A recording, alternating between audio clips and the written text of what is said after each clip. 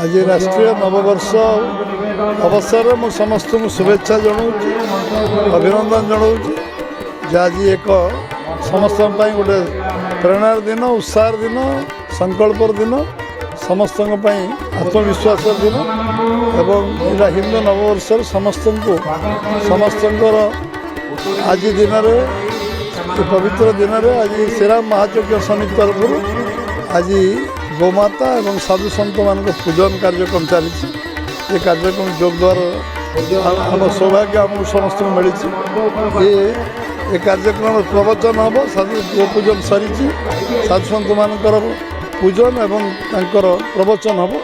एवं समस्ते ये कार्यक्रम आम ये श्रीराम महायज्ञ वर्ष वर्ष धरी प्रति वर्ष गोटे गाँव में चिन्हित हुए और से गाँव में ये कार्यक्रम को करा जाए तेणु समस्ते स्वागत संबोधन जो आज कर समस्त को मु धन्यवाद दूचे एवं आज जो मैंने साधु सन्त मु प्रणिपात कर साधु सन्त जो जोग देते प्रणिपात कर जो गो पूजन आज जो मैंने आयोजन कर गोमाता समस्त आम समस्त आम भगवान पुष्ट गोमाता को पूजन करुले तेणु ये एक पवित्र कार्यक्रम ये कार्यक्रम में समस्त आम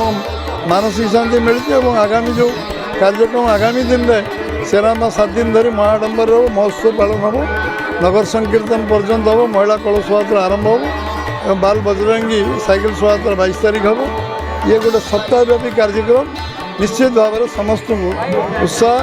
सबू आबाल बुद्धबंध जोग देवे एवं आम समस्त प्रेरणादायी हम एवं ये द्वितीय कार्यक्रम गणदौड़ पर यहाँ तृतीय 22 तारीख दिन बाल बजरंगी साइकिल शोभा कुनि कुनि आम पिला शिशु मैंने जीवे शेष दिन नगर संकीर्तन आबाल बुद्धबंता छोटू बड़ 90 वर्ष पर्यंत वयस्क लोक कुनि कुनि पिला समस्त ये महोत्सव को सफल करें